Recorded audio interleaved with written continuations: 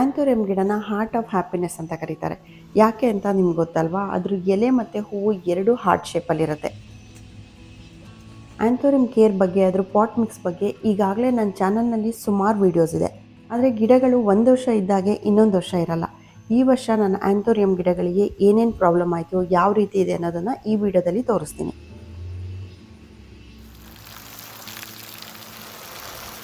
ಮಳೆಗಾಲ ಶುರು ಆದಮೇಲೆ ಮಳೆ ಜಾಸ್ತಿ ಆದ ಕೂಡಲೇ ಆ್ಯಂಥೋರಿಯಂ ಗಿಡಗಳಿಗೆ ಫಸ್ಟ್ ಮಾಡಬೇಕಾಗಿರೋ ಕೆಲಸ ಯಾವುದು ಅಂತಂದರೆ, ನಾವು ಸಮ್ಮರಲ್ಲಿ ಈ ಗಿಡಗಳಿಗೆ ಮಲ್ಚಿಂಗ್ ಮಾಡಿರ್ತೀವಲ್ಲ, ಆ ಮಲ್ಚಿಂಗ್ನ ತೆಗೆಯೋದು.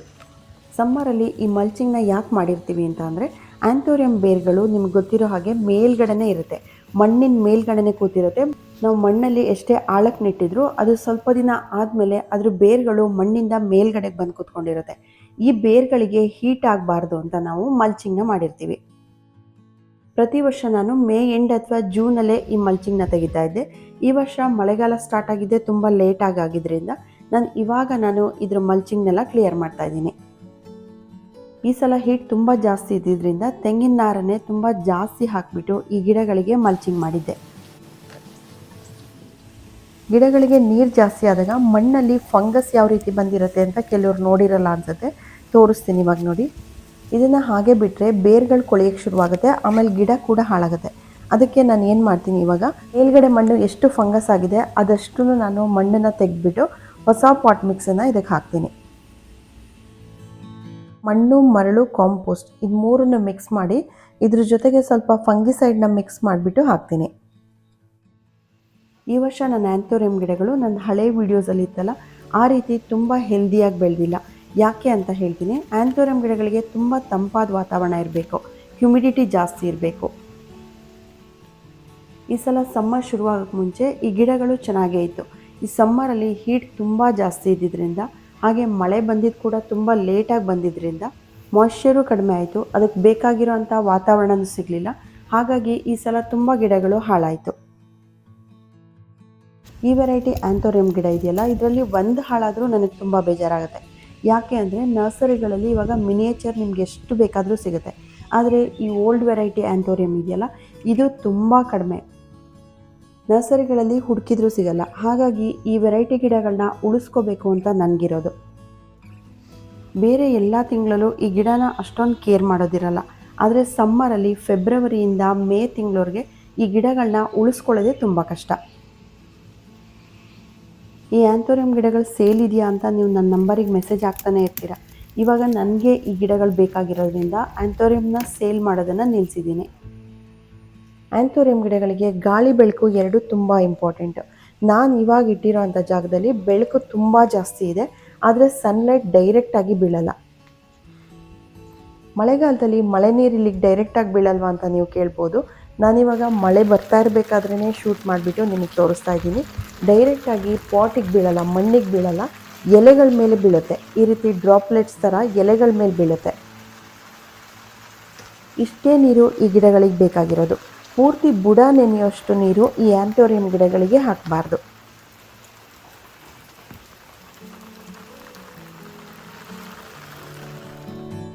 ಆ್ಯಂಥೋರಿಯಂ ಪಾಟ್ ಮಿಕ್ಸಲ್ಲಿ ಕೋಕೋಪೀಟ್ನ ಯಾಕೆ ಜಾಸ್ತಿ ಹಾಕ್ತಾರೆ ಅಂದರೆ, ಇದ್ರ ಬೇರುಗಳು ಯಾವಾಗಲೂ ಕೂಲ್ ಆಗಿರಬೇಕು, ಎಲೆಗಳು ಯಾವಾಗಲೂ ಮಾಯ್ಸ್ಟ್ ಆಗಿರಬೇಕು, ಬ್ರೈಟ್ ಆಗಿರೋ ಅಂಥ ಬೆಳಕಿರಬೇಕು.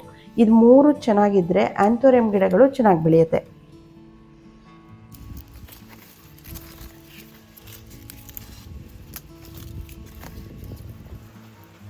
ಈ ಗಿಡಗಳು ಈ ಸಲ ಸಮ್ಮರಲ್ಲಿ ತುಂಬ ಹೀಟ್ ಇದ್ದಾಗ ಹಾಳಾಗಿರೋದು, ಪೂರ್ತಿ ಒಣಗೋಗಿದೆ. ಸ್ವಲ್ಪ ಒಣಗಿದ ತಕ್ಷಣ ನಾನು ಅದನ್ನ ತೆಗಿಯಲ್ಲ, ವೆಯ್ಟ್ ಮಾಡ್ತಾ ಇರ್ತೀನಿ. ಆ ಗಿಡನ ಹೇಗಾದರೂ ಸೇವ್ ಮಾಡ್ಕೋಬೋದಾ ಅಂತ ನೋಡ್ತೀನಿ. ಒಂದೊಂದು ಸಲ ಆ ಗಿಡಗಳು ರಿಕವರ್ ಆಗುತ್ತೆ, ಆದರೆ ತುಂಬ ಟೈಮ್ ಬೇಕಾಗುತ್ತೆ. ಒಂದೊಂದು ಸಲ ರಿಕವರ್ ಆಗೋದೇ ಇಲ್ಲ, ಈ ರೀತಿ ಪೂರ್ತಿ ಒಣಗೋಗುತ್ತೆ. ನಾನು ಯಾವುದೇ ಆ್ಯಂಥೋರಿಯಂ ಗಿಡ ಆದ್ರೂ ಈ ರೀತಿ ಆದಾಗ ಅದನ್ನು ಸೇವ್ ಮಾಡ್ಕೊಳ್ಳೋದಕ್ಕೆ ತುಂಬ ಟ್ರೈ ಮಾಡ್ತೀನಿ. ಒಂದೊಂದು ಸಲ ಆಗೋದೇ ಇಲ್ಲ. ಮೇಲ್ಗಡೆ ಪೂರ್ತಿ ಒಣಗಿದ್ರೂ ಕೂಡ ಕೆಳಗಡೆ ಕೆಲವು ಗಿಡಗಳಲ್ಲಿ ಹಸಿರಾಗಿರುತ್ತೆ.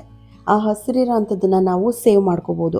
ಅದನ್ನು ನಾವು ಮರಳಲ್ಲಿಟ್ಟು ಅಥವಾ ಬೇರೆ ಪಾಟ್ ಮಿಕ್ಸಲ್ಲಿ ಹಾಕಿ ನೀರು ಜಾಸ್ತಿ ಹಾಕ್ದೇ ಸೇವ್ ಮಾಡ್ಕೋಬೋದು. ಫಂಗಿಸೈಡ್ ಪೌಡರ್ನ ಹಾಕಿಬಿಟ್ಟು ಮಾಡ್ಬೋದು. ಈ ಗಿಡ ಪೂರ್ತಿ ಸತ್ತೋಗಿದೆ, ಒಳಗಡೆ ಎಲ್ಲ ಪೂರ್ತಿ ಕಪ್ಪಾಗಿದೆ. ನಾವು ಯಾವ ಗಿಡನ ಸೇವ್ ಮಾಡ್ಕೊಳ್ತೀವಿ ಅದು ಸ್ವಲ್ಪನಾದರೂ ಹಸಿರಿರುತ್ತೆ. ಒಂದೊಂದು ಸಲ ಆದರೂ ಕೂಡ ಅದರಲ್ಲಿ ಪುನಃ ಹೊಸದಾಗಿ ಎಲೆಗಳು ಬರೋದಕ್ಕೆ ತುಂಬ ದಿನ ಬೇಕಾಗುತ್ತೆ. ಈ ರೀತಿ ಪ್ರೋಸೆಸ್ಗೆ ತುಂಬ ಪೇಷನ್ಸ್ ಬೇಕು. ಎಲ್ಲ ಪಾಟ್ಗಳಲ್ಲೂ ಮಲ್ಚಿಂಗ್ ತೆಗೆದಾದ್ಮೇಲೆ ಆ ಮಣ್ಣನ್ನು ಸ್ವಲ್ಪ ಲೂಸ್ ಮಾಡ್ಕೊಂಡು ಬಂದೆ. ಮಲ್ಚಿಂಗ್ ಇದ್ದಾಗ ಯಾವ ಪಾಟಲ್ಲೂ ಮಣ್ಣುಗಳು ತುಂಬ ಗಟ್ಟಿ ಇರಲ್ಲ, ಸಾಫ್ಟಾಗೇ ಇರುತ್ತೆ. ಆದರೂ ಕೂಡ ಕಾಂಪೋಸ್ಟ್ ಹಾಕೋದಿರೋದ್ರಿಂದ ನಾನು ಸ್ವಲ್ಪ ಎಲ್ಲ ಮಣ್ಣನ್ನು ಲೂಸ್ ಮಾಡ್ಕೊಂಡು ಬಂದೆ. ಮಲ್ಚಿಂಗ್ ಹಾಕೋದ್ರಿಂದ ಇನ್ನೂ ಒಂದು ಬೆನಿಫಿಟ್ ಯಾವುದು ಅಂತ ಅಂದರೆ ಇದರಲ್ಲಿ ಕಳೆ ಬರಲ್ಲ. ಎಲ್ಲೋ ಒಂದೊಂದು ಪಾಟಲ್ಲಿ ಸಣ್ಣ ಸಣ್ಣ ಕಳೆ ಬಂದಿರುತ್ತಷ್ಟೇ. ಮಲ್ಚಿಂಗ್ ಇರೋದ್ರಿಂದ ಕಳೆ ಬರಲ್ಲ. ಇದಾದಮೇಲೆ ಎಲ್ಲ ಪಾಟ್ಗಳಿಗೆ ನಾನು ಕಾಂಪೋಸ್ಟ್ನ ಹಾಕೊಂಡು ಬರ್ತೀನಿ. ಈ ಕಾಂಪೋಸ್ಟ್ ಮನೆಯಲ್ಲೇ ಮಾಡಿರೋವಂಥದ್ದು, ಆರ್ಗ್ಯಾನಿಕ್ಕಾಗಿ ಮಾಡಿರೋವಂಥದ್ದು. ಕಿಚನ್ ವೇಸ್ಟ್, ಅಗ್ರಿಕಲ್ಚರ್ ವೇಸ್ಟ್ ಹಾಗೆ ದನದ ಗೊಬ್ಬರ ಎಲ್ಲನೂ ಒಂದು ಕಡೆ ಡಂಪ್ ಮಾಡಿಬಿಟ್ಟು ಅದರಿಂದ ಆಗಿರೋವಂಥ ಕಾಂಪೋಸ್ಟ್ ಇದು. ಇದೇ ಕಾಂಪೋಸ್ಟ್ನ ನಾನು ಹೆಚ್ಚಾಗಿ ಎಲ್ಲ ಗಿಡಗಳಿಗೂ ಯೂಸ್ ಮಾಡೋದು. ಹೊರಗಡೆಯಿಂದ ತರಿಸೋದಾದರೆ ನಾನು ಆನ್ಲೈನಲ್ಲಿ ತರಿಸ್ತೀನಿ. ಸೀವೀಡ್ ಫರ್ಟಿಲೈಸರ್ ಮತ್ತು ಬೋನ್ ಮೀಲ್ನ ತರಿಸ್ತೀನಿ. ಅದರಲ್ಲೂ ಆರ್ಗ್ಯಾನಿಕ್ ಆಗಿರೋದನ್ನ ನೋಡಿ ತರಿಸ್ತೀನಿ. ಎರೆಹುಳು ಗೊಬ್ಬರ ಕೂಡ ಈ ಗಿಡಗಳಿಗೆ ತುಂಬ ಒಳ್ಳೆಯದು. ಆರ್ಗ್ಯಾನಿಕ್ ಆಗಿರೋದೇ ಕಾಂಪೋಸ್ಟ್ ಹಾಕಬೇಕು ಅಂತ ನಾನು ಯಾಕೆ ಹೇಳ್ತೀನಿ ಅಂತ ಅಂದರೆ, ಈ ಆ್ಯಂಥೋರಿಯಂ ಗಿಡಗಳಿಗೆ ಕೂಲ್ ಆಗಿರೋ ಅಂಥ ವಾತಾವರಣ ಬೇಕು. ಹಾಗಾಗಿ ಬೇರೆ ಗಿಡಗಳಿಗೆ ನೀವು ಕೆಮಿಕಲ್ ಫರ್ಟಿಲೈಸರ್ ಹಾಕಿದರೂ ನಡೆಯುತ್ತೆ, ಆದರೆ ಆ್ಯಂಥೋರಿಯಂ ಗಿಡಗಳಿಗೆ ಪೂರ್ತಿ ಆರ್ಗ್ಯಾನಿಕ್ ಆಗಿರೋದೇ ಹಾಕಬೇಕು. ಹಾಗಾಗಿ ನಾವು ಫರ್ಟಿಲೈಸರ್ ಕೂಡ ನಾವು ಅದೇ ರೀತಿ ಹಾಕಬೇಕು. ಕೆಮಿಕಲ್ ಫರ್ಟಿಲೈಸರ್ನ ಹಾಕೋದಾದರೂ ಕೂಡ ಅದನ್ನು ಲಿಕ್ವಿಡ್ ಮಾಡಿಬಿಟ್ಟೆ ಹಾಕಬೇಕು. ತುಂಬ ಕಡಿಮೆ ಪ್ರಮಾಣದಲ್ಲಿ ಹಾಕಬೇಕು.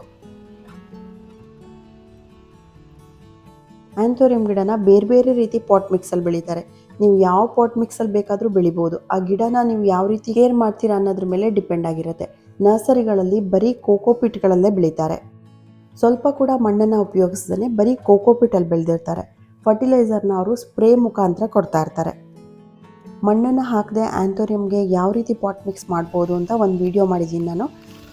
ಅದರಲ್ಲಿ ನಾನು ಪಾಟ್ ಮಿಕ್ಸಿಗೆ ಏನೇನು ಹಾಕಿದ್ದೀನಿ ಅಂತಂದರೆ, ಚಾರ್ಕೋಲ್ ಹಾಕಿದ್ದೀನಿ, ವುಡ್ ಚಿಪ್ಸ್ ಹಾಕಿದ್ದೀನಿ, ತೆಂಗಿನ ನಾರನ್ನು ಕಟ್ ಮಾಡಿ ಹಾಕಿದ್ದೀನಿ. ಆ ಪಾಟ್ ಮಿಕ್ಸಲ್ಲಿ ಕೂಡ ನಾವು ಆ್ಯಂಥೋರಿಯಂ ಗಿಡಗಳನ್ನ ಬೆಳಿಬಹುದು. ಆ ವಿಡಿಯೋ ಲಿಂಕ್ನ ನಾನು ಡಿಸ್ಕ್ರಿಪ್ಷನ್ ಬಾಕ್ಸಲ್ಲಿ ಹಾಕಿರ್ತೀನಿ, ಅದರಲ್ಲೂ ನೀವು ಚೆಕ್ ಮಾಡ್ಕೋಬೋದು. ಆ್ಯಂಥೋರಿಯಂ ಗಿಡಗಳು ಹೆಲ್ದಿಯಾಗಿದೆಯೋ ಇಲ್ವೋ ಅನ್ನೋದು ನಮಗೆ ಅದರ ಎಲೆಗಳ ಮುಖಾಂತರನೇ ನಮ್ಗೆ ಗೊತ್ತಾಗೋದು. ಆ ಗಿಡಕ್ಕೆ ಯಾವುದರಿಂದ ಪ್ರಾಬ್ಲಮ್ ಆಗ್ತಾ ಇದೆ ಅನ್ನೋದನ್ನು ಅದು ಎಲೆ ಮುಖಾಂತರನೇ ತೋರಿಸ್ಕೊಳ್ಳುತ್ತೆ. ತುಂಬ ಹೀಟಿಂದ ಆಗಿರ್ಬೋದು ಅಥವಾ ಓವರ್ ವಾಟ್ರಿಂಗಿಂದ ಆಗಿರ್ಬೋದು. ಗಿಡಕ್ಕೆ ರೋಗ ಬಂದಿರೋದನ್ನು ಕೂಡ ಅದು ಎಲೆ ಮುಖಾಂತರನೇ ತೋರಿಸುತ್ತೆ. ಗಿಡಕ್ಕೆ ಅಗತ್ಯಕ್ಕಿಂತ ಜಾಸ್ತಿ ಬಿಸಿಲು ಬೀಳ್ತಾ ಇದ್ದರೆ ಎಲೆ ಸೈಡಿಂದ ಈ ರೀತಿ ಬ್ರೌನ್ ಆಗ್ತಾ ಬರುತ್ತೆ. ನೀರು ಜಾಸ್ತಿ ಆದರೆ, ಓವರ್ ವಾಟ್ರಿಂಗ್ ಆದರೆ ಎಲೆ ಪೂರ್ತಿ ಯೆಲ್ಲೋ ಆಗುತ್ತೆ.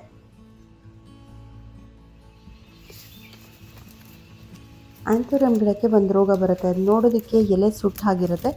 ಇದು ವೈರಸ್ ರೀತಿ ಎಲ್ಲ ಗಿಡಗಳಿಗೂ ಸ್ಪ್ರೆಡ್ ಆಗುತ್ತೆ. ಆ ರೀತಿ ಏನಾದರೂ ಆಗಿದ್ರೆ ಅದೊಂದು ಪಾಟನ್ನು ತೆಗೆದ್ಬಿಟ್ಟು ಸಪ್ರೇಟಾಗಿಡಬೇಕು. ಬೇರೆ ಆ್ಯಂಥೋರಿಯಂ ಗಿಡದ ಜೊತೆ ಇಡಬಾರ್ದು. ಅದು ತುಂಬ ಬೇಗ ಸ್ಪ್ರೆಡ್ ಆಗುತ್ತೆ. ಎಲ್ಲ ಎಲೆಗಳು ಹೆಲ್ದಿ ಆಗಿದ್ದರೆ, ಎಲ್ಲೋ ಆಗದೆ, ಬ್ರೌನಿಷ್ ಆಗದೆ, ಡಲ್ನೆಸ್ ಇರದೆ ಹೋದರೆ ಆ ಗಿಡಕ್ಕೆ ಏನೂ ಪ್ರಾಬ್ಲಮ್ ಆಗಿಲ್ಲ, ಹೆಲ್ದಿ ಆಗಿದೆ ಅಂತ ಅರ್ಥ. ಆ್ಯಂಥೋರಿಯಂ ಗಿಡಗಳನ್ನ ಕ್ಲೀನ್ ಮಾಡೋದು ತುಂಬ ಈಸಿ. ಒಣಗಿರೋ ಹೂವು ಮತ್ತು ಒಣಗಿರೋ ಎಲೆ ಕಡ್ಡಿ ರೀತಿಯಾಗಿರುತ್ತೆ. ಅದನ್ನು ಕೈಯಿಂದನೇ ಎಳೆದ್ರೆ ಬರುತ್ತೆ. ಇದನ್ನು ಕ್ಲೀನ್ ಮಾಡೋದು ಯಾವಾಗಲೂ ಇರಲ್ಲ. ಆ್ಯಂಥೋರಿಯಂ ಗಿಡಗಳು ತುಂಬ ಸ್ಲೋ ಇರೋದ್ರಿಂದ ತುಂಬ ನಿಧಾನವಾಗಿ ಯಾವಾಗಲೂ ಒಂದೊಂದು ಸಲ ಎಲೆಗಳು ಒಣಗಿರೋದನ್ನು, ಕಡ್ಡಿನ ಕ್ಲೀನ್ ಮಾಡ್ತಾ ಇರಬೇಕು.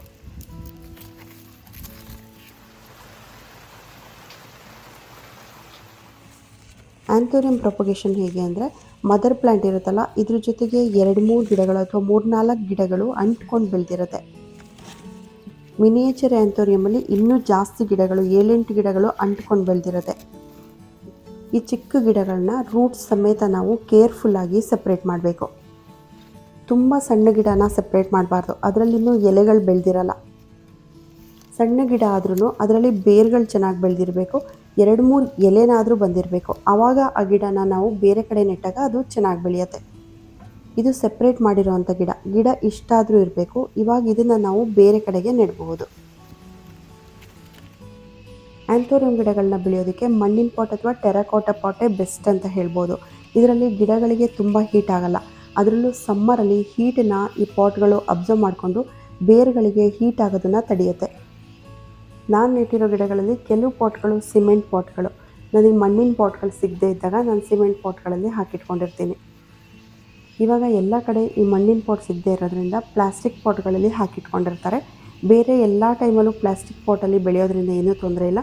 ಸಮ್ಮರಲ್ಲಿ ಮಾತ್ರ ಸ್ವಲ್ಪ ಜಾಸ್ತಿ ಹೀಟ್ ಆಗುತ್ತೆ. ನೀವು ನೆರಳಿರೋ ಕಡೆನೇ ಇಡಬೇಕು.